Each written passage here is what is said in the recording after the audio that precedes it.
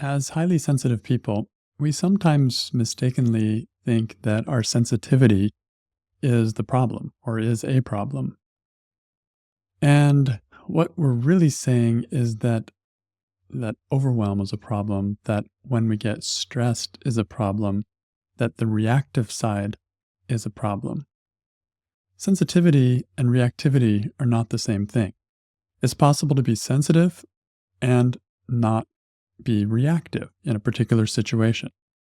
It's possible to be highly sensitive and not have a reaction at all. I've experienced this many times over the course of my life, and especially since doing the work of Byron Katie, where something that used to really bother me, really overwhelm me, no longer does so.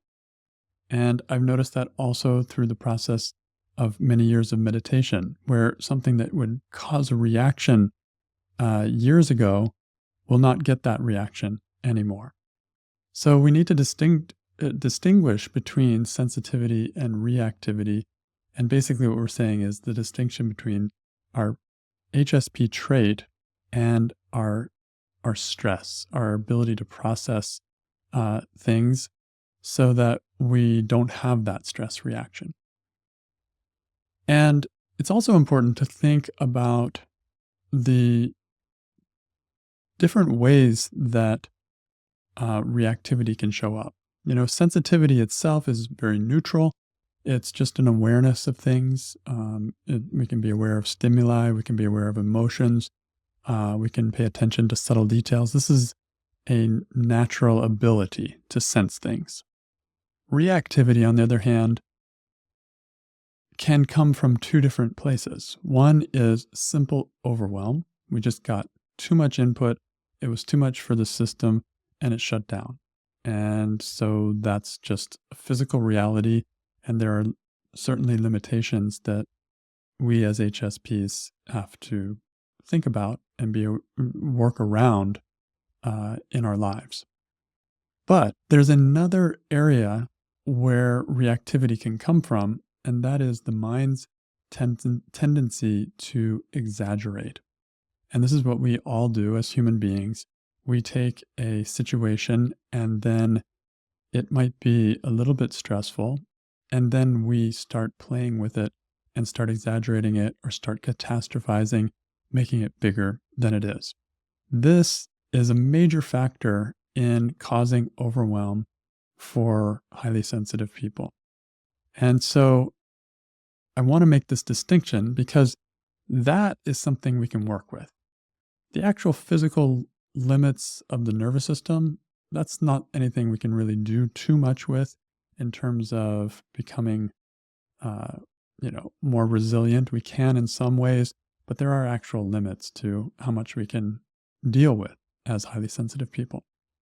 But how we, our tendency to make it into something more, which is really just stressful thinking, that is something that we can always work with. And as we reduce it, it can just open up an amazing area of resilience that we may not have even known was possible. So let's look more closely at the difference between the basic form of overwhelm, which is basically when too much input floods into the system at once, and the brain and the body struggle to keep up. This is natural and it's built into our system, and this triggers flight or fight, or freeze or fawn responses. It's purely a nervous system reaction, and it's about too much stimulation, too fast, too many lights, too many smells, too many people, too many things going on, multitasking, too much physical activity, too much mental activity, or too much emotional stuff going on. There's a limit to our capacity, and all of us are unique, but we as highly sensitive people tend to have just a smaller limit to how much of that we can take. And the solution for that is to guardrail around it, to be aware of those limitations and to take steps to prevent getting overwhelmed, to limit our exposure to highly arousing situations that will cause overwhelm for us, and to take breaks, to use, grounding techniques and anything that can just allow us to um, stay more balanced and not be overstimulated. So, really, when it comes to simple overwhelm, it's about limiting exposure. When it comes to the other area, which I talked about, exaggeration of the mind, when the mind amplifies the perception, then this is where we can do something more than just avoid exposure. And what the mind does is it tends to add unnecessary meaning to situations. When I'm doing the work of Byron Katie, for example, and I'm looking at a stressful moment, stressful situation, I look for what I call the emotional interpretation. And so there's a statement of fact, what actually happened. Somebody did something to me, somebody said something, but then my emotional interpretation is what it means, what that means. It means that, you know, I'm a terrible person, or it means that they don't like me, or it means something stressful. And so this kind of amplification that the mind does is what puts overwhelm through the roof. Somebody talking to me in and of itself is not stressful. Words, sounds, those sounds don't cause any kind of actual stress unless they're amplified to high decibels. It's the meaning that I put on it that causes me to have the reaction and have the experience of stress and overwhelm. And so this can show up, catastrophizing is one of them that I mentioned earlier. You know, uh, like if I don't reply to this message right away, then they're going to think I don't care. And so you can end up putting this pressure on yourself. It's like, this is life or death, and I'm going to lose this client, or something big is going to happen. I'm going to fail at this job. Like that's catastrophizing. Another way that the mind does this is overgeneralizing. Like I always get overwhelmed. I never handle stress well. I'm terrible at this. It's like making it as if this is what defines you. You burn something on the stove. It's like, oh, I always burn things on the stove. I'm terrible at cooking. I can't manage even the basics. It's like this kind of overgeneralization is an exaggeration of the mind, and it amplifies the stress response. It gets a real kick out of it. And so noticing this is really helpful. Um, and then the other one where the mind kind of puts unnecessary meaning onto things is this way of reasoning where it just makes this chain of logic that goes down a stressful road, and it just follows that chain. So, I feel anxious, so therefore something must be wrong. In fact, that anxiety, I feel a little pain in my chest, so I must be having a heart attack. Or, like it's again moving towards catastrophizing, but it sounds logical. Oh yeah, so I feel anxious, therefore must be something wrong, and probably something really big that's wrong.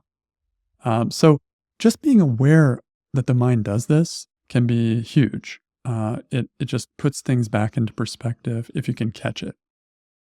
But a lot of times you can't catch it. And what happens is you experience the stress, you feel the overwhelm, and the stress itself then becomes the alarm clock to say, hey, wait a minute.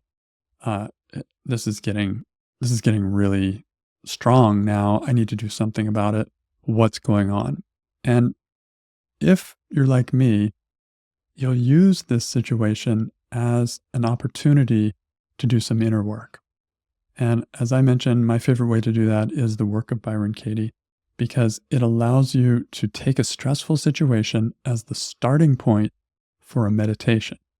And this is a really powerful approach because you can take everyday situations, burning something on the stove, for example, or your partner saying something that that got you, that just, oh, zinger, got me. Using that moment as the starting point for a meditation. And when you do that, you basically wind back and unravel the stressful thinking and remove the meaning from what you were adding, what your mind was adding, and boil it back down to the simplest parts, the simplest reality of what was going on. And 99.999% of the time, it's really safe and really not a problem, and there's nothing stressful. And if you wanted to push the envelope and really be open-minded, you could say 100% of the time. So this takes some stillness, it takes some awareness, and it's not called the work for nothing. But I have watched this work in so many situations in my own life, with clients, and with people I love. Just changing that added exaggeration of the mind by questioning it. The mind believes its own stories. It's the creator of its stories, and then it's also the believer of its stories. And so it can just go into this loop of creating and believing and creating and believing and just making this whole world out of nothing. The antidote to that is questioning. When you question what your mind is believing, it makes it stop for a second and go, wait a minute, is that really true? And it starts to take the wind out of its creative catastrophizing uh, uh, like process.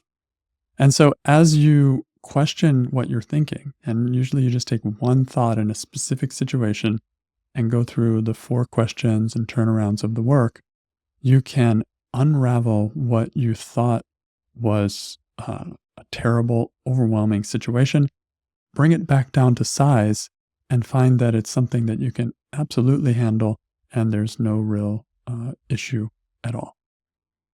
This gives a lot of power to us as highly sensitive people. Just knowing that this possibility exists, that my mind may be exaggerating or putting meaning onto something, gives me a chance to work with the mind and come back to just the basics.